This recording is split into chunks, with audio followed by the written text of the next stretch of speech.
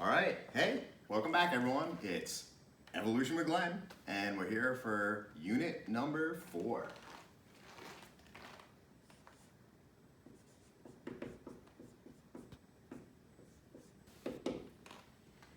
This is a unit that I think people sometimes find very interesting because we can think about it in terms of our everyday lives.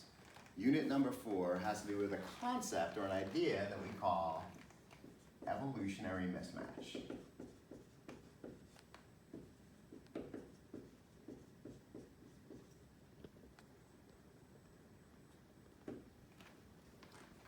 Evolutionary mismatch. Evolutionary mismatch exists when an organism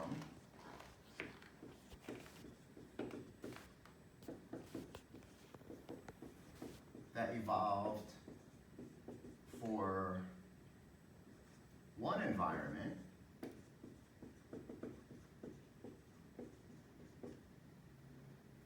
suddenly,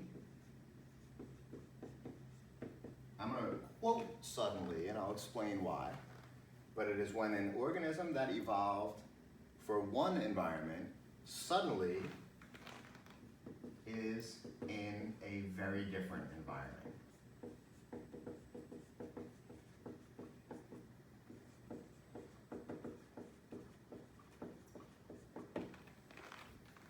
So when an organism that evolved for one environment suddenly is in a very different environment. Before, I was talking about an example that I will call fish out of water.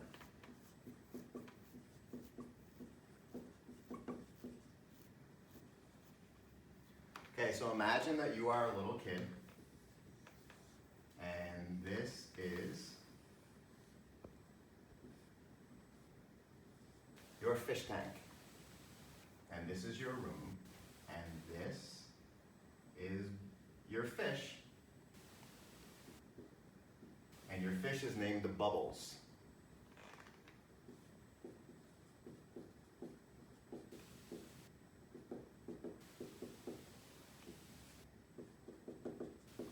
Bubbles the fish. Bubbles is a very nice little fish. You feed Bubbles every day. You love Bubbles. This is going to get a little sad, by the way. I'm just going to put that out there. And one day, because I know this happened to me when I was a little boy, and we had little goldfish. One day, we came home, and Bubbles wasn't in the water. Bubbles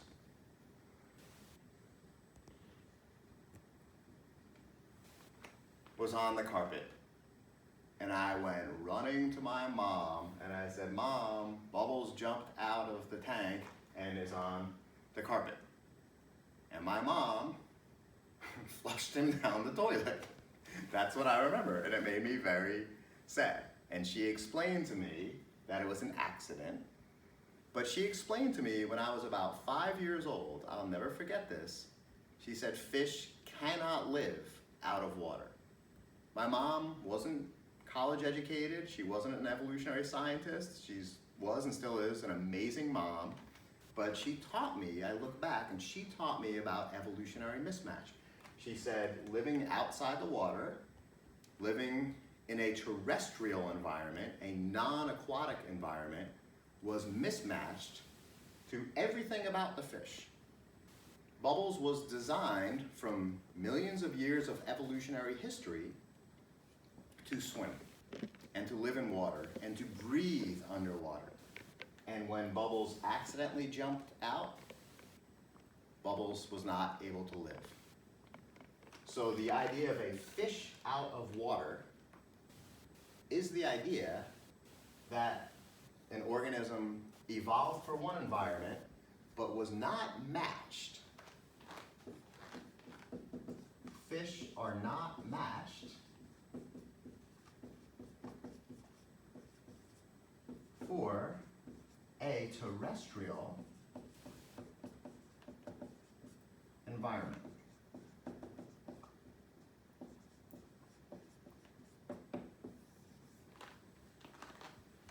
Fish are not matched for a terrestrial environment.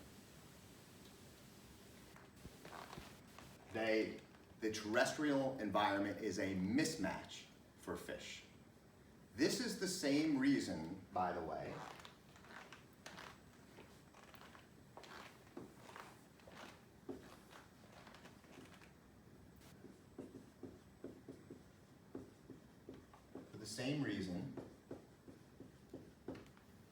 I cannot grow a palm tree in New York.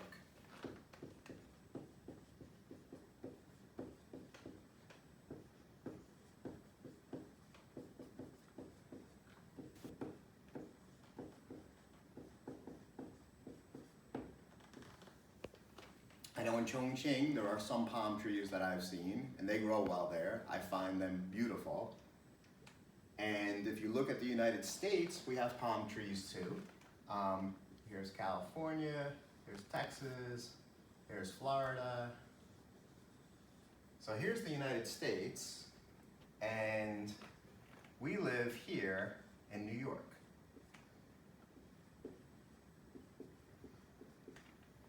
If we drive all the way to Florida, to the south, it is very hot there, and there are lots of palm trees. Palm trees evolved to exist in very warm conditions.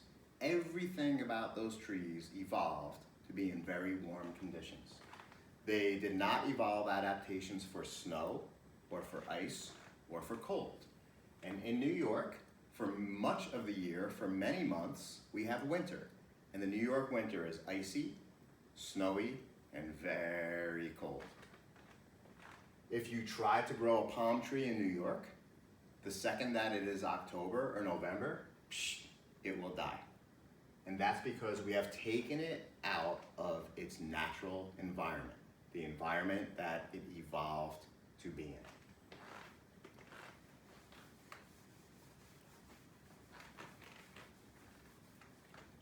in. In many ways,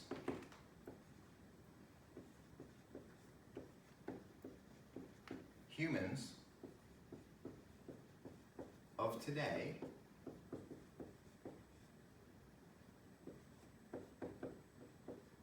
live in very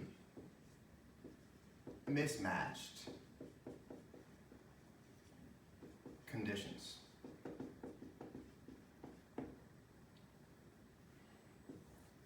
So this is the primary point, the main point that we'll be talking about in this particular unit. Before I go into detail, I'm going to back up and I'll tell you a little story. In 2012, there's a famous zoo called the Bronx Zoo. And the Bronx Zoo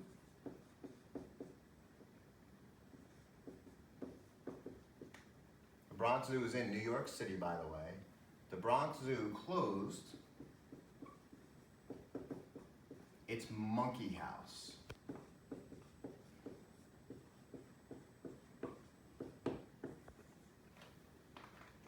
My mother grew up in the Bronx.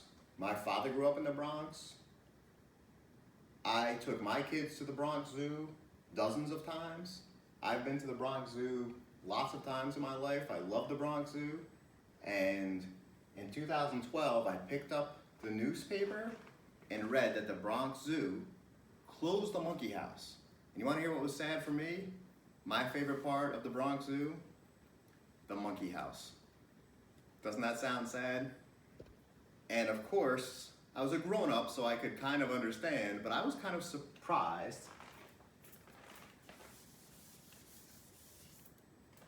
And the reason that the Bronx Zoo closed the monkey house was because they realized that the monkeys were in very unhealthy conditions. So the owners of the zoo, or the managers,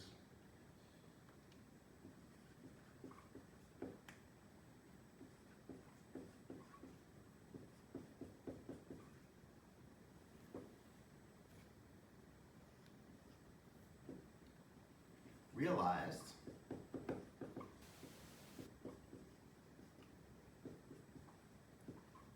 monkey house was very unnatural.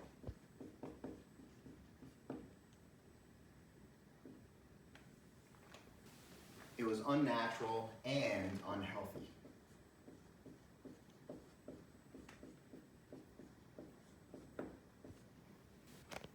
So the Bronx Zoo was very unnatural and unhealthy. The monkeys in the zoo were in little cages. The entire zoo, Meg, do me a favor, show them this whole room. If you take a look at this whole room, I will say that the monkey house was about 6 times the size of this room. So imagine there's a big hallway in the middle, and there's this much space here, and on the other side was the same amount of space, and every 10 feet was a cage. And in the cage were monkeys of different species, and sometimes the monkeys were put in with monkeys from other species that were not the same as them. Sometimes the monkeys were completely alone in the cage, and they were all in these little cages.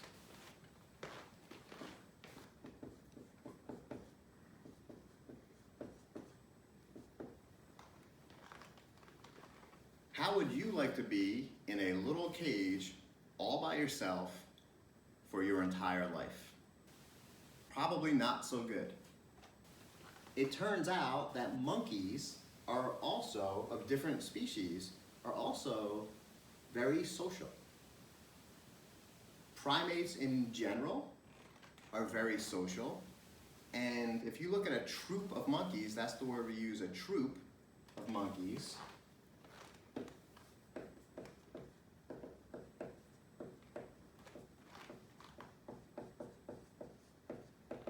You will see that across all kinds of monkeys that exist, they're very social.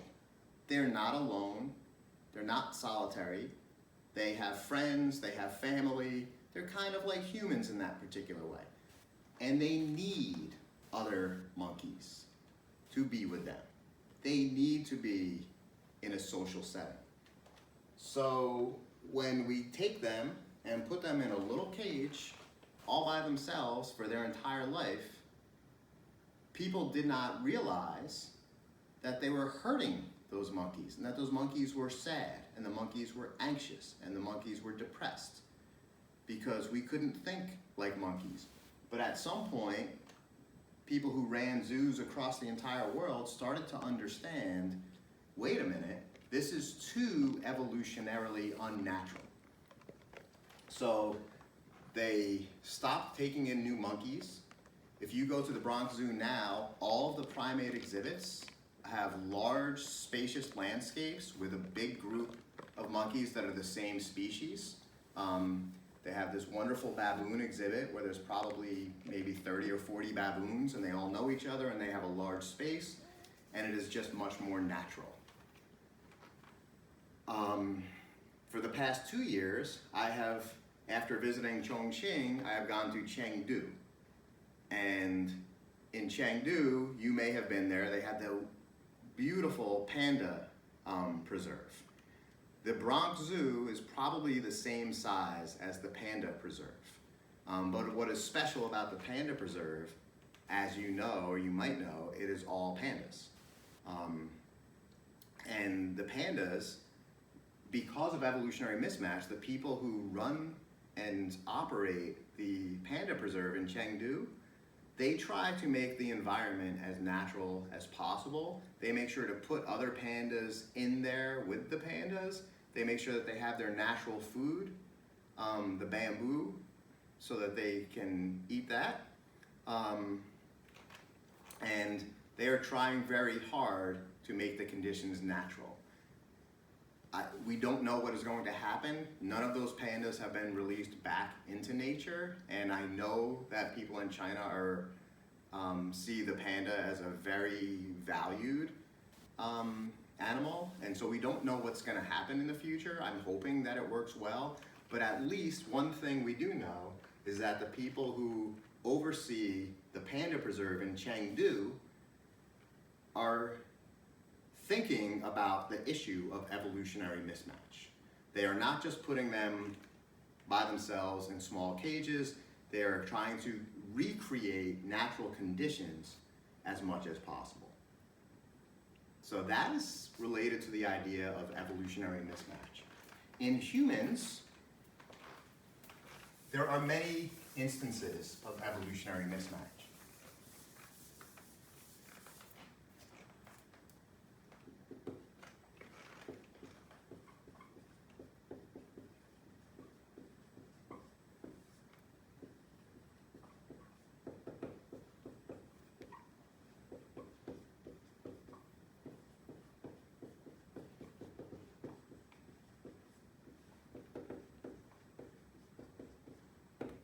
In humans, there are many instances of evolutionary mismatch.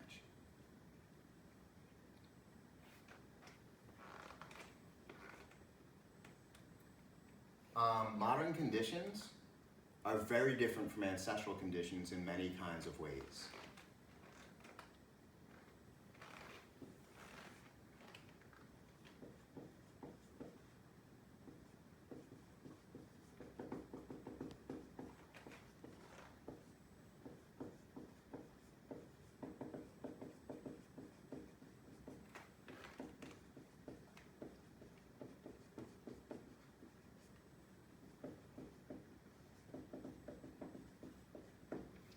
So this is something that before evolutionary science was hard for people to think about, but now that we understand evolution related to humans, we can think about evolutionary mismatch related to the human experience very much.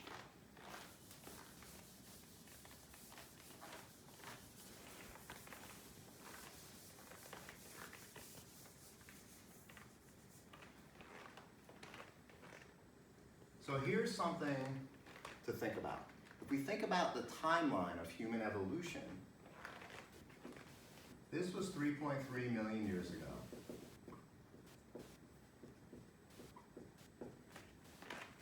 This is today, 2020, and this is 10,000 years ago.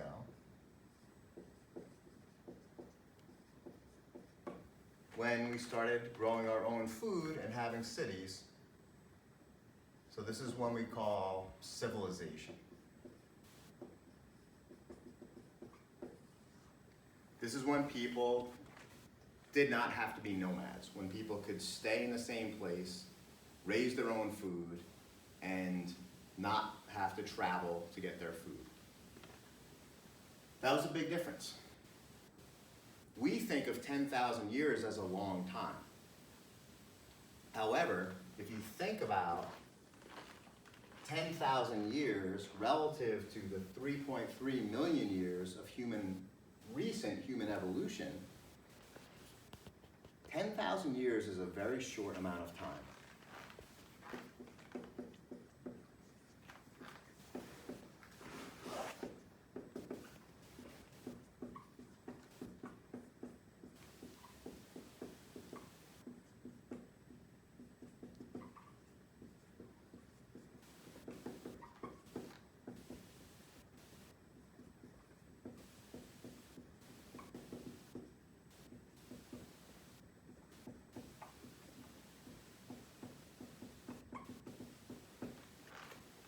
So this is something that's kind of hard for us to think about.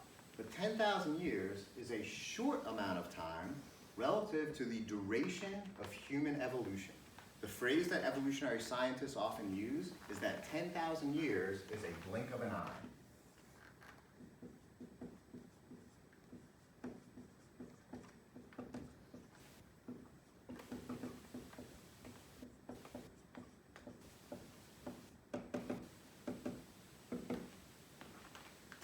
Years is a blink of an eye. Boom. From an evolutionary perspective, it is a very short amount of time. What that implies is that the way things are now is very different from how things were during most of human evolution, and 10,000 years is not enough time for our adaptations to change to the environment. So actual evolutionary change by natural selection to change to a new environment takes a very long time, usually more than just 10,000 years, because evolution works gradually and slowly. An implication of this is a famous quote, is that humans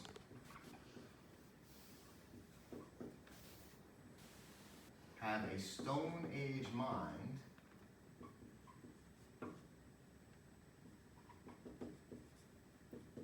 in a modern world.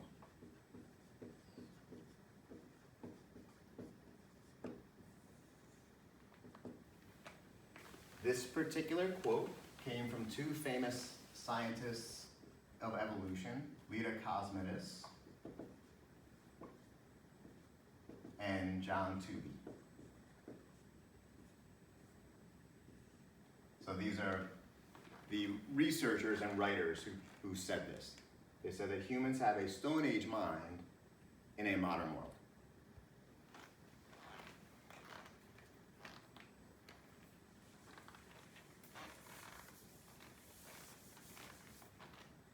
How are the ways that human environments today differ from the time of evolution?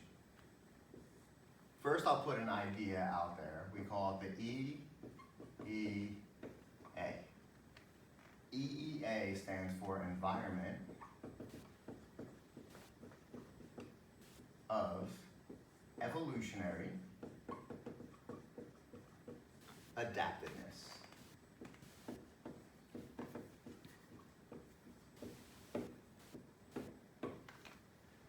The environment of evolutionary adaptedness corresponds to the ancestral environment of an organism.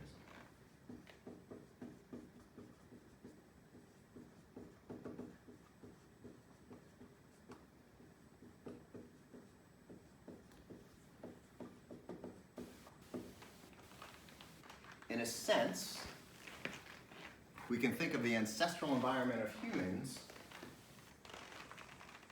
consisting of everything before the advent of agriculture. Agriculture went very fast. After agriculture came, people started living in cities. Once cities came, people stopped looking for food. Other people could grow food for them. They could start doing other things. They could become doctors or philosophers or teachers, other professions.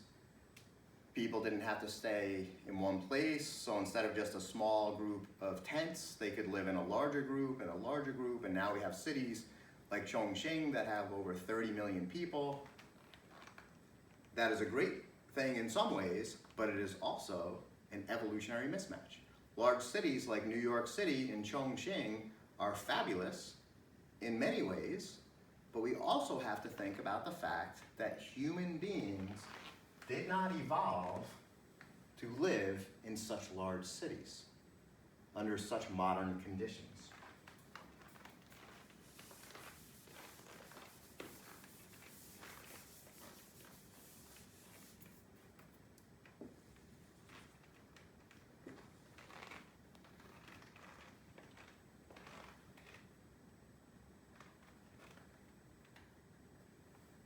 So, how is the modern world mismatched from the ancestral world?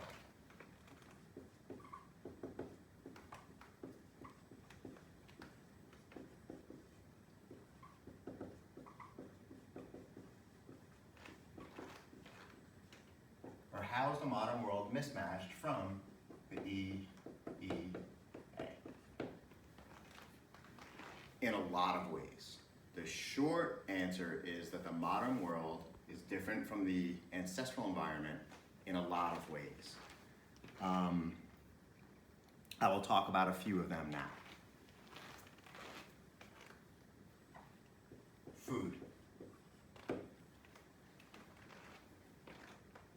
Before agriculture, only non-processed food was eaten by all humans before agriculture.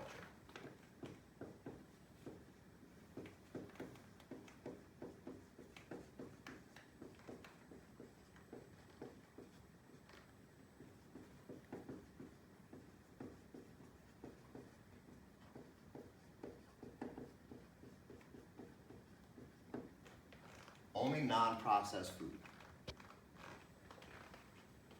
So there were no noodles. There was no cookies. There was no bread.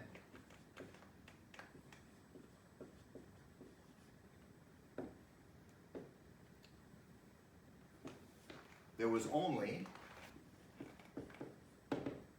plants, meat, eggs, fruit, if you were lucky, nuts, and a few other natural entities. There was only this stuff, only natural foods. And a lot of the things that people eat now, we did not have, our ancestors did not have. Noodles, cookies, and bread, think about how yummy that all sounds. Yay, I would love to eat all that, right? And I know that when we go out to eat, we want those things. And if someone offers you cookies, you want cookies. But cookies are the classic example of a technology that hijacks our evolved food preferences. Let me tell you a little bit about the ancestral conditions. Under these ancestral conditions in the African savanna, drought and famine were common.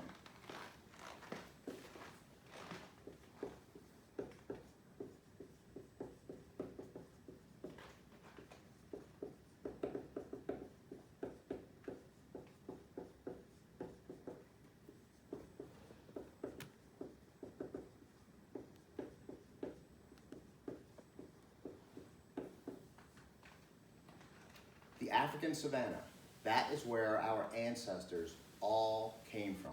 The African savanna is where all human ancestors lived and evolved their current adaptations, including what kind of foods we like. Think about drought, which means there's no rain for a very long amount of time. All the vegetation and plants start to dry up. All the animals that eat the vegetation start to die. All the food gets reduced. Food possibilities become reduced under what we call famine. Famine is when there's no food. If there's no food or little food, we will evolve food preferences for very high caloric foods. So liking food that are high in calories, or that are what I'll say loaded with calories, meaning a lot,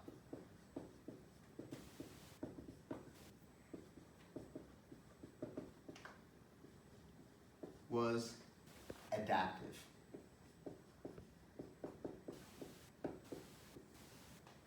Because if you lived during a famine where there was no food, little food, and you found some kind of food, like very high fat meat, or some kind of very high carbohydrate plant, and you liked it, you would eat it, and it would make your body a little bit heavier, you would have more fat cells, and if you have a lot of fat cells, that's good if there's no food for the next 3 weeks.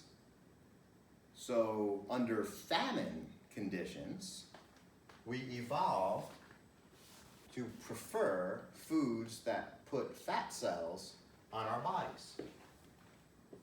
So think about this.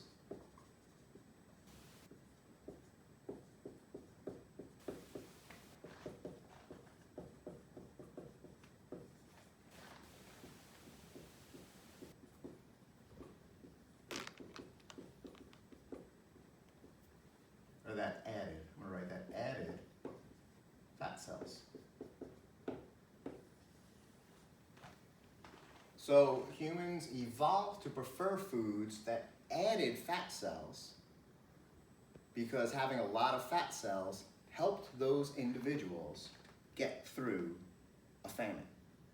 If you have a lot of fat, if there's two individuals and one has a lot of body fat and one has very little body fat and there's no food for the next 3 weeks, the one with very little body fat is more likely to die and to not reproduce. So a preference for foods that put a lot of fat cells on one's body evolved because our ancestors regularly experienced famine conditions. It is ironic, this fact is ironic,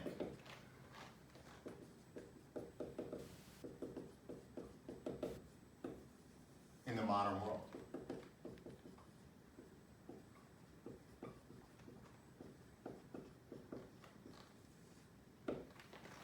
It's ironic in the modern world because we now, not everyone by the way, but a lot of us are lucky, privileged we'll say, to be able to live where food is plentiful.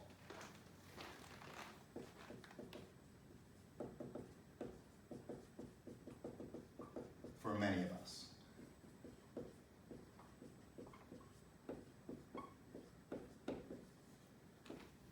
We are lucky for this fact. Food is plentiful for many of us. There's a lot of food. There's a lot of choices. But if you are creating food, if you are in the food production business, you're going to do well selling cookies and selling noodles and selling bread. This is probably more true in the United States, by the way, where we eat a lot more processed food, stuff like this, than in other parts of the world. But it's ironic because we evolved these food preferences under conditions where food was rare. Now food is plentiful, but our food preferences are not matched for the modern world. A real simple way to put it is this. Our food preferences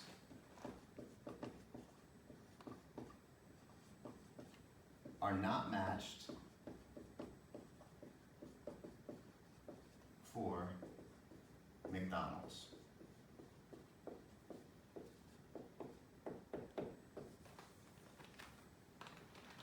I think I saw some McDonald's when I was in Chongqing. From a health perspective, McDonald's is not the healthiest kind of food, but it is inexpensive and it tastes good. And the reason it tastes good is because the people who produce it are giving us food that we prefer, even if it's not healthy now. McDonald's would have been very healthy for people starving in the African savannah hundreds of thousands of years ago. Now, McDonald's is actually what I call a health hazard. That's the mismatch. I'll give you another mismatch.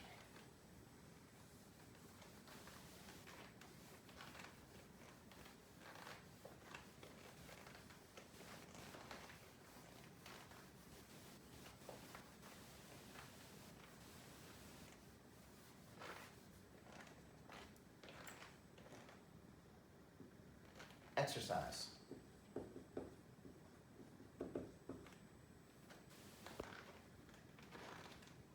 Here in the United States, we have a very big industry of gyms.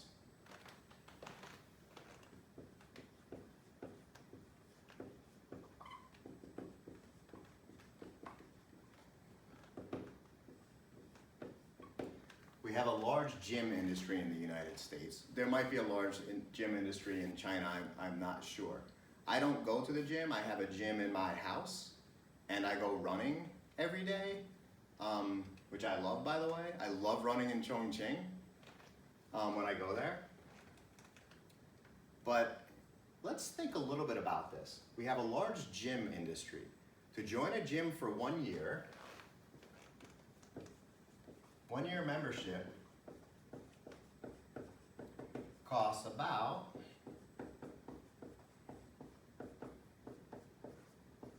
$500. $500 is about 3,000 yuan.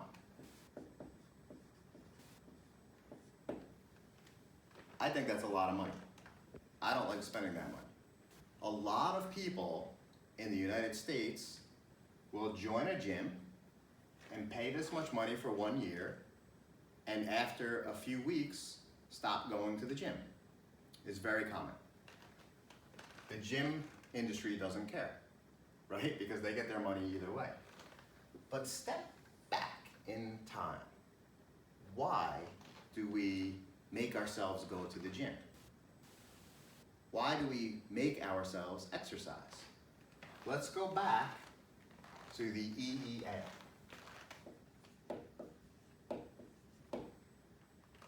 Under ancestral conditions, people did not need to force themselves to exercise.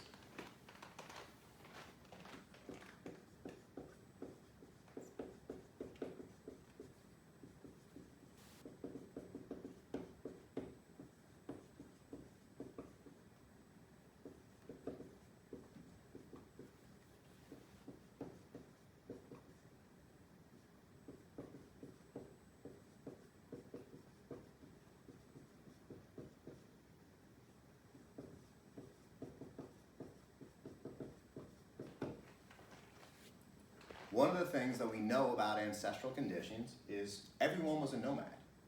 And if you're a nomad, and if you're part of a group that travels to get your food, you don't need a gym membership, because all day long you are walking, or you are running, and you are lifting things, and you are grabbing things, and you are working out your entire body every single day.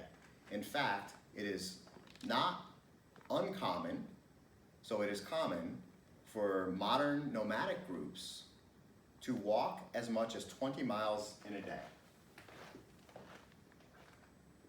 So members of a nomadic group might walk 20 miles in a day. This is true today, and it was probably true about our ancestors in Africa 100,000 years ago, 200,000 years ago. For a very long time, our ancestors were nomadic. 20 miles in a day. I will tell you that when I run, I have in the past run marathons. A marathon is 26 miles, about 50 kilometers. This is almost an entire marathon. And it is the entire group who will go 20 miles in a day. Not just mom and dad, all the kids, grandma, baby, 3-year-old. You had to bring everybody with you. And not only did you have to bring every person with you, but you had to bring all of your stuff. Everything material that you owned had to go with you, because you might never come back. Think about that. So not only were you hiking 20 miles in a day, but you were carrying everything. You don't need to go to the gym if this is your lifestyle. The reason that people force themselves to exercise now is because under ancestral conditions, life was the gym. Think about that. A final point of evolutionary mismatch that I will talk to you about is cell phones and social media.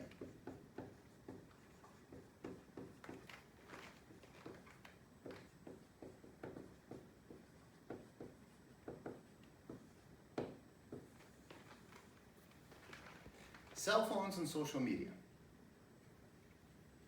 As I like to tell my students, and so you're my student, I will tell you, cell phones are evil. I am addicted to cell phones, just like everybody nowadays, so I don't mean that in a bad way.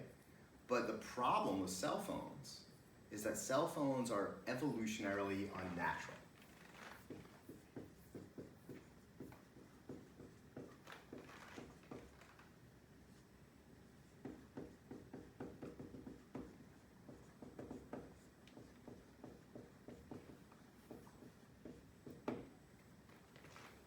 Cell phones are very evolutionarily unnatural. They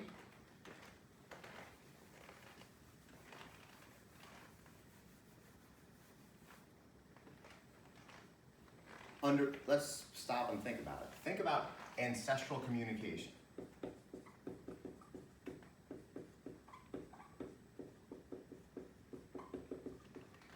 Okay, so during the EEA, during the ancestral times, when we evolved, communication was always face-to-face. You could never communicate with someone by writing something on a little phone and hitting send. You could never communicate with someone by sitting at a computer and sending an email. You could never communicate with someone by picking something up and talking to someone who was on the other side of the world. These technologies are obviously very good in a lot of ways.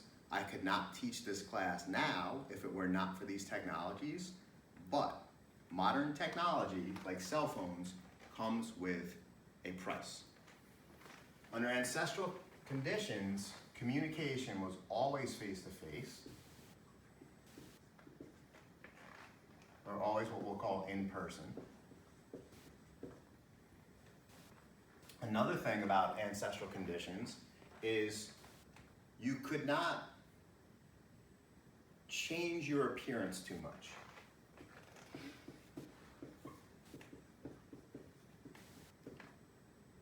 They could not alter their appearance too much.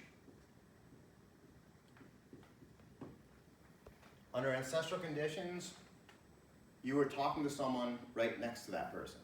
You couldn't take a selfie and then take a different selfie and take it from a different angle and then use a filter. I know what the kids are doing nowadays. You couldn't do any of that. You look like what you look like. You sound like how you sound. Your words are what you say. You cannot edit their presentation. Or I'll put it this way, people could not edit their self-presentations.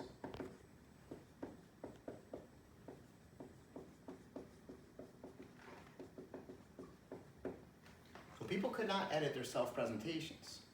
Under ancestral conditions, that was not an option.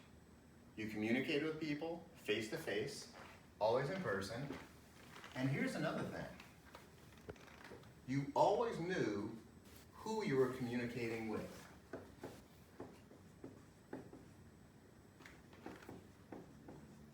So people always communicated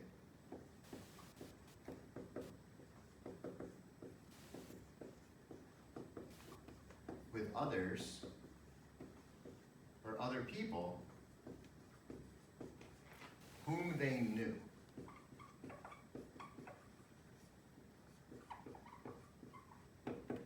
Not strangers.